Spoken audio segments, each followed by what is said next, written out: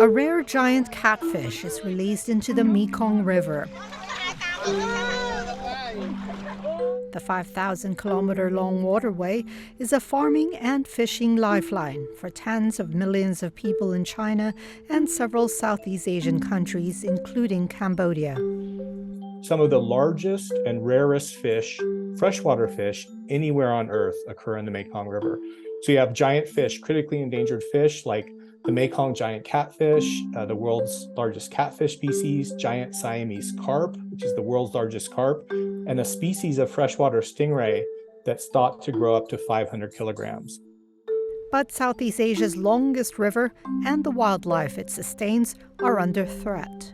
The Mekong River is home to 75 species of fish that are at risk of extinction.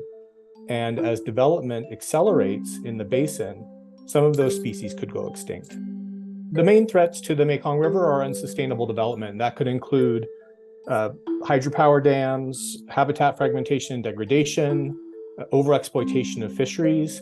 The biggest threat right now, and a threat that still potentially is gaining momentum, is hydropower development. Hydropower development alters river flow, it changes water quality, it blocks fish spawning migrations.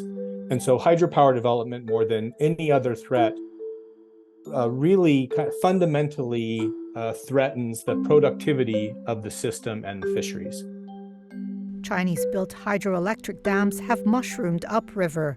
The dams prevent essential sediment from reaching the lower reaches of the river, depriving farms along the Mekong River Delta of essential nutrients.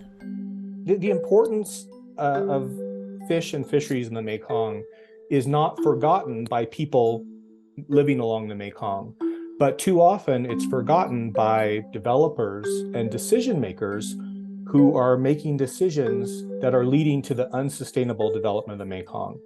And there are new discoveries of freshwater species, fish species, every year. So the Mekong River is still full of diversity, full of species that have yet to be described. There are areas in the Mekong River, small areas, fish that are found in nowhere in the world except for one small sub-basin in the Mekong River.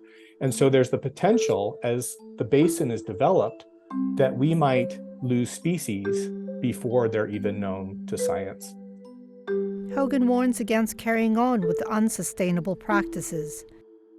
The narrative the last few decades has been negative. We're seeing increasing hydropower development, declines in fisheries, but data also shows that it's not too late. We haven't lost a single species that we know of yet in the Mekong River Basin. So no species have gone extinct.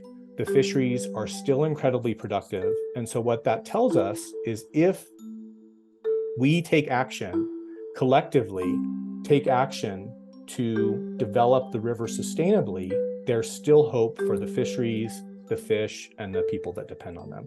So the end goal is to develop the Mekong River in a way that maximizes the benefit from the river, but minimizes the economic cost.